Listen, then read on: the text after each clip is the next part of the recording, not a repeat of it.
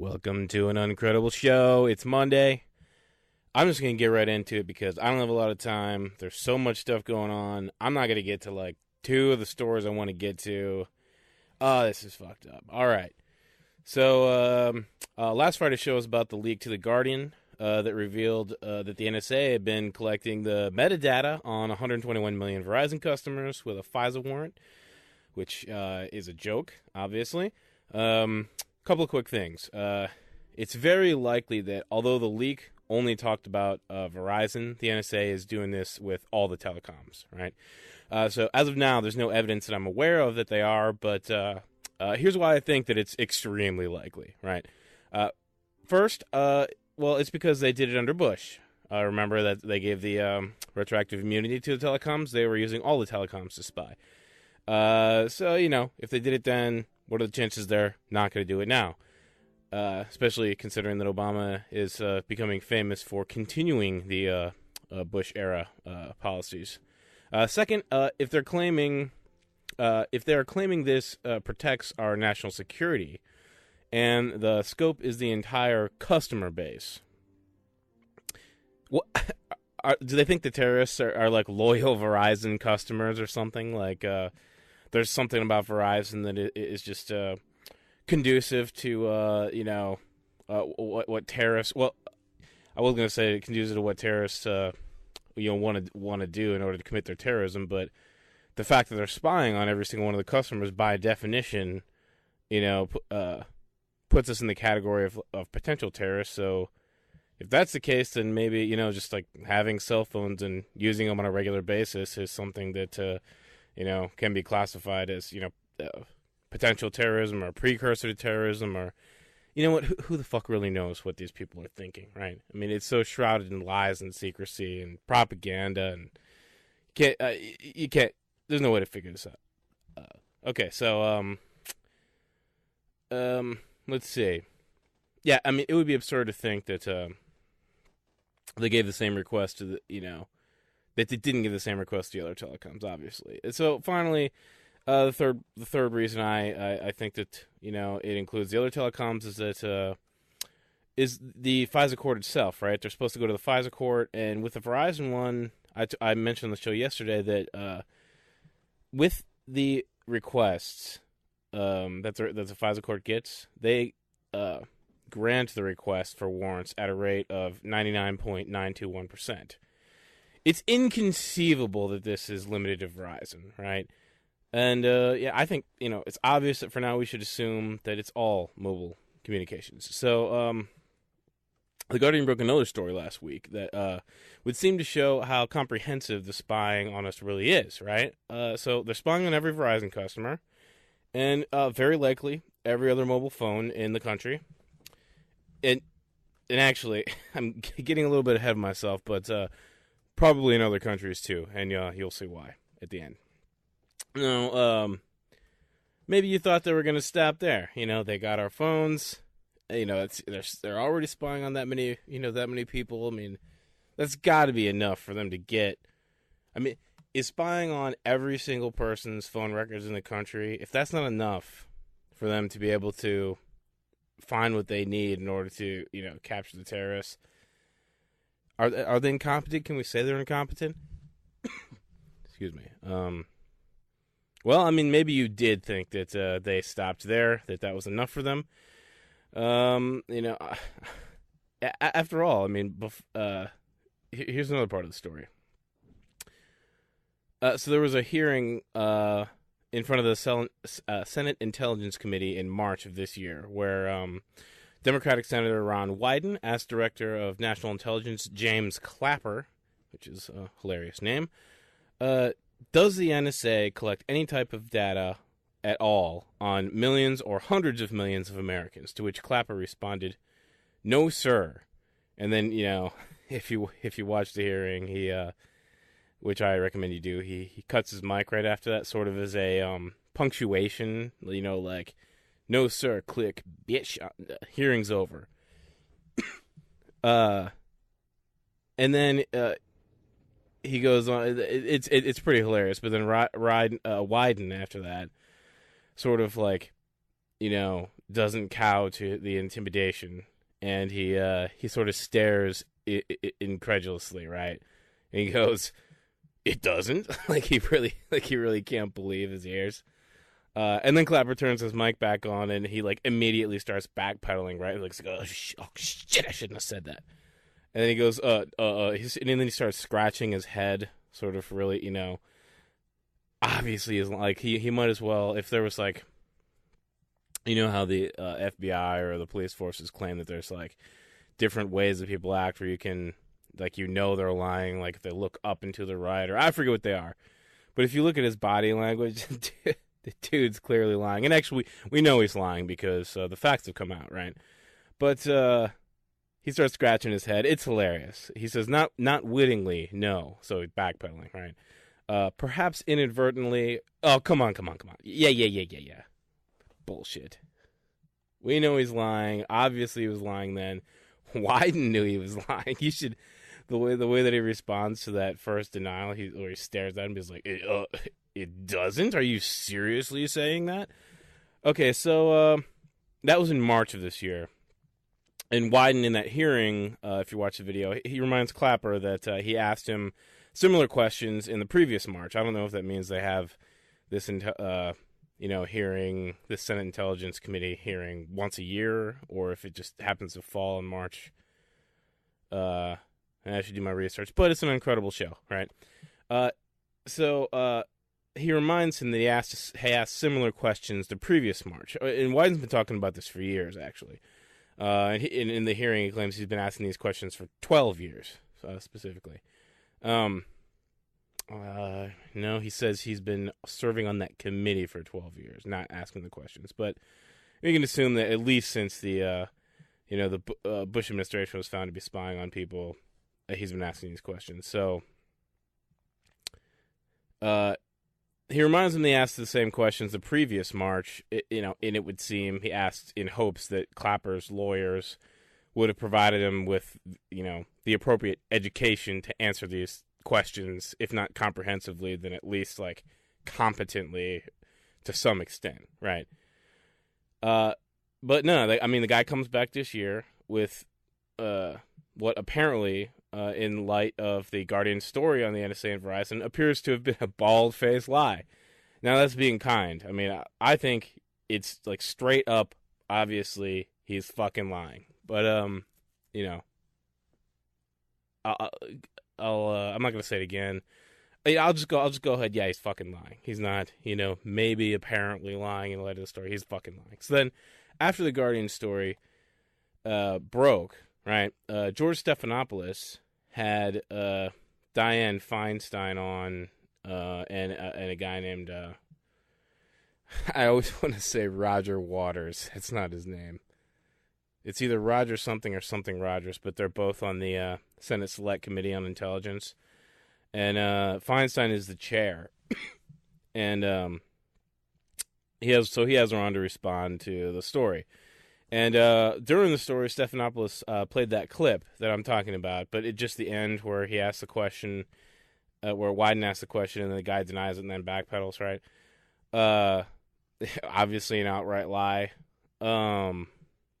And then Stephanopoulos, after the clip gets done playing, he says, quote, I have to admit it's hard for me to square what Clapper said there with what we found in recent days. That's awesome. But before I tell you why it's awesome, let me tell you what Representative Feinstein's response was. She said, and I actually don't have the quote here. I have like a paraphrased thing. She says that Clapper is a model of honesty, and perhaps there's different ways to interpret, questions or answers, and something may have been misunderstood. Oh my God, it's such bullshit. Oh man, what kind of a response is that? Oh man, it was so clear. It's like the whole reason you're on the show is because it's been proven that the NSA is spying on these people, and then you have Clapper there, not even 3 months ago, saying, or what is it 3 months? What is it today? June 10th? About 3 months ago, talking about denying it. And then she goes, well, he's an honest guy. That's her response. The truth, I sort of pictured the truth like a monster, like rearing up in front of her, like threatening to take her down. And her response is to close her eyes and like get in a fetal position. And if the media was worth a damn, it would tear her apart, right? The truth monster would tear her apart. But did you hear how Stephanopoulos, and this is I said it's awesome before. This is what's awesome. Did you hear how he asked, after the question was done, he sort of asked her for a response, right? He says, I have to admit it's hard for me to square what Clapper said there with what we've found in recent days. She fucking lied, George. He lied on the committee, Clapper did, and then she just lied to your face right in front of you. How can you, as a human being, let somebody get away with that shit? It's like, even if you're in bed with the government, as all, seemingly, almost all journalists are these days. I mean, it isn't like the insult to your intelligence just like enough to sort of like shock you out of your, I don't know, like, complacent stupor where you enjoy the access from the politicians to like be like, hey, what the fuck just happened here? You just lied straight to my face. I always, when people, tell bald-faced lies like that, I always bring out this sort of absurd example, right? Like, two people are standing together and, they both are looking at the sky and one says that it's red. It's not a particularly, like, a creative example, but, it gets the point across. That's what just happened. She was essentially saying the sky was red right to your face, Stephanopoulos, and you didn't do anything. He just moves on in the interview. He's like, well, he didn't say, well, that's interesting. You just lied to me. Why did you do that? Or any kind of follow up would have been appropriate. But because her answer was so bad.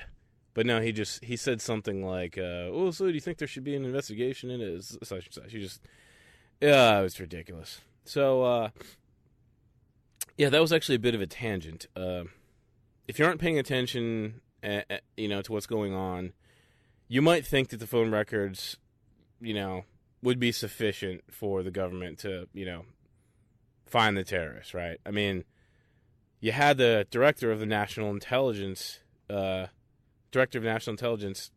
sit there on that committee and say outright that we weren't collecting information on millions or hundreds of millions of citizens. I guess maybe he could have been thinking like, well, it's less than 1 million, and then technically that would have been right, but clearly that's not true. That would have been a lie, because it's at least 121 million.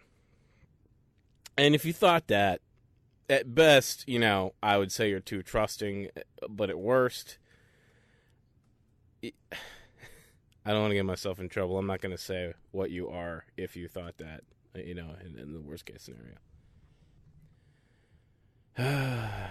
But obviously, if you have been paying any kind of attention, you know that they're not going to stop at the phones. The internet, the almighty, before whom we lie prostrate. Or is that just me? Yeah, they're spying on us with the internet as well. No! Inconceivable! Nah, man, you're too trusting. Yeah, of course they are. You know they are. They can't stop. They can't be bargained with. They can't be reasoned with. They don't feel pity, remorse, or fear, and they will not stop until we're, I guess, entirely surveilled, maybe dead. They'll wade through us and rip our fucking hearts out. So here's some details. The Guardian broke this story as well. They obtained a secret slide from a presentation from inside the NSA. As you can see, it shows two different ways personnel are encouraged to spy on us. One is called upstream, and apparently, you can read the slide for yourself. I'll just summarize in case you are listening and not watching this. You ghosts out there. Upstream is a collection of communications gathered on fiber cables and other sorts of what they refer to as infrastructure. as data flows past.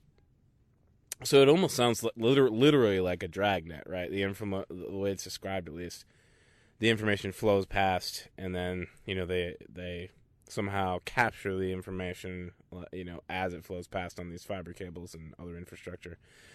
And as you can see in the slide, the other, and this is actually, to me, is the more interesting one at the moment. It's certainly the sexiest one, right? Because it involves collection directly from the service providers, the ones we use every day, hundreds of millions, billions of times a day, from the providers listed under the there at the bottom under code name PRISM. It collects as I said, it collects directly from the servers of the U.S. of the following providers: Microsoft, Yahoo, Google, Facebook. I've never actually heard of PalTalk, but I have heard of AOL, Skype, YouTube, and Apple. Now, before I move on, notably, I mean, the other one that you would think would be on that list is Twitter. So at the moment, it would appear that either they're not targeting Twitter or Twitter hasn't cooperated with them. And that's actually the next point, is that it's unclear. Like a lot of things are unclear about this program PRISM. So let me just get into those details a little bit, right? Well, as I said, that's almost all of them. And you can see on the side there's a bubble that says, it almost looks like that smiley face, right? The what's the term? Quintessential smiley face, the yellow with the black smile. And it says sort of cheerfully, "You should use both." I get to, the agents of the, the NSA. Feel free to use both. I mean, if you're spying on people, you don't limit yourself to upstream. Use PRISM too.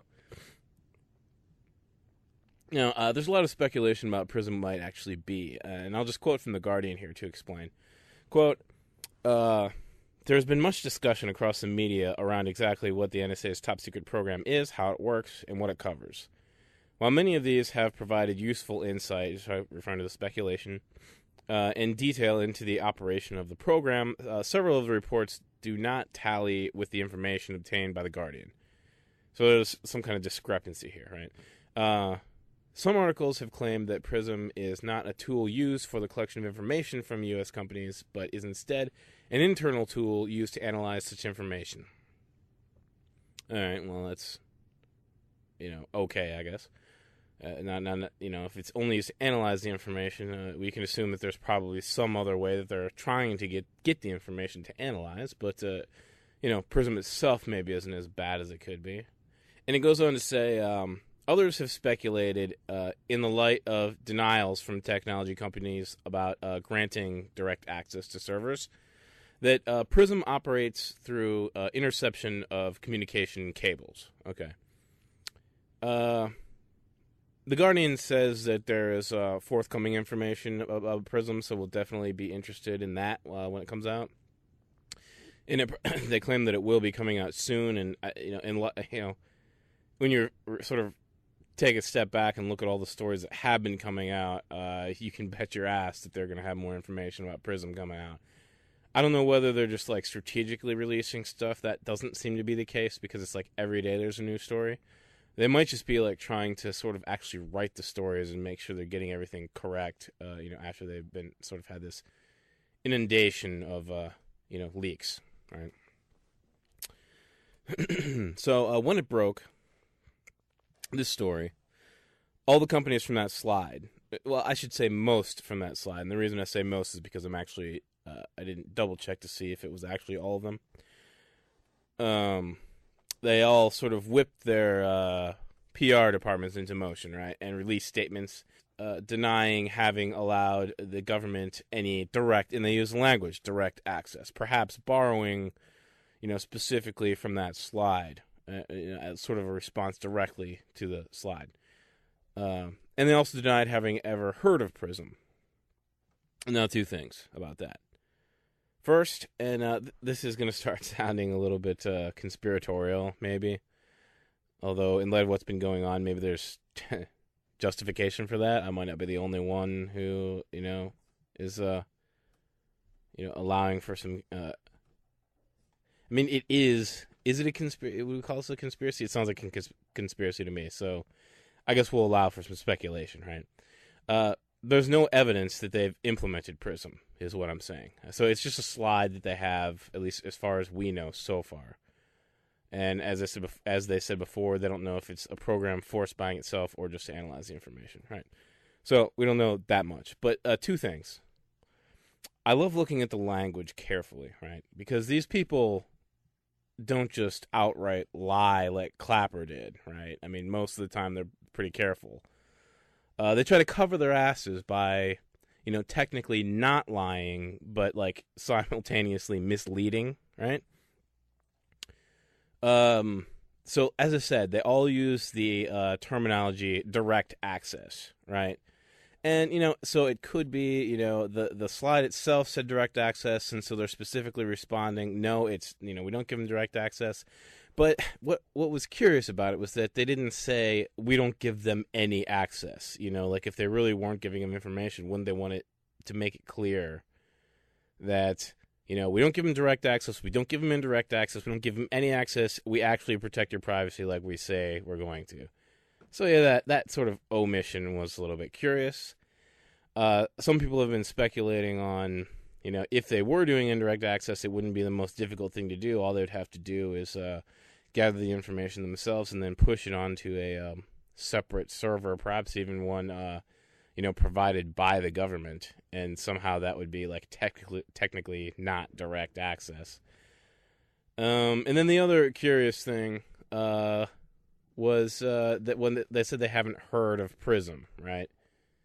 Which they probably wouldn't have heard of anyway. Like if you're the NSA and you go to FISA court and you get and then you get permission and then you hand to spy on everyone, and then you give the court order to Google, YouTube, Apple, etc. You don't like say, at least certainly not necessarily, you don't say on the order like this is the NSA, how are you doing today? We have this program it's called PRISM, and we're gonna use it to do A, B, and C, and if we're gonna fuck you up if you don't get in line. No, they don't necessarily use the word PRISM, so it's just like a strange way of denying. Like they could have said, we haven't heard of it, we've never given the government any direct or indirect access unless specifically required by law, and we haven't heard about anything that in any way resembles this thing called PRISM, right?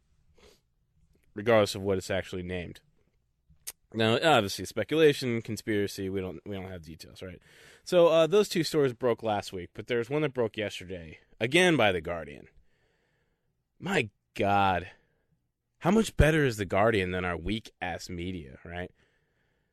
Did you know that the Washington Post had the PRISM story for weeks? Michael Hastings tweeted about this. They had the PRISM story for weeks, and they sat on it. And they contacted the White House, and apparently the Washington Post has been updating their coverage of the story since it broke, but they've been doing it quietly, right? Like, like people who edit Wikipedia. But without, saying like, oh, we made a mistake or we made a change here. So they don't note the updates. They've just been updating it like secretly, surreptitiously. Washington Post, you suck, man. There's so many stories about, these huge media entities. I mean, I remember one about the New York Times sitting on the drone program because they didn't want it to influence the elections, right? Isn't that the whole point of having that story? And, Eric Cole, like, in light of everything that's been going on now, they waited till now to release the PRISM story. That actually might be that might be purposeful. Maybe the Washington Post, like, they didn't want to piss off anybody, but they didn't want to be accused of, like, being a horrible media organization, which isn't going to stop me anyway. But so they wait until like there's all this shit piled on top of the Obama administration. They're just like, oh well, this is the best time to do it. We'll do it now. It's not going to hurt them as much. We can secretly edit the stuff. People are going to be paying attention to the Guardian instead, and blah. That would actually be favorable to the Obama administration, perhaps. Okay, more conspiracy, right? But that would actually explain why all of these stories, including the drone story from NBC, broke around the same time too. Everybody's like, okay, well, fuck it, we got the ball's rolling.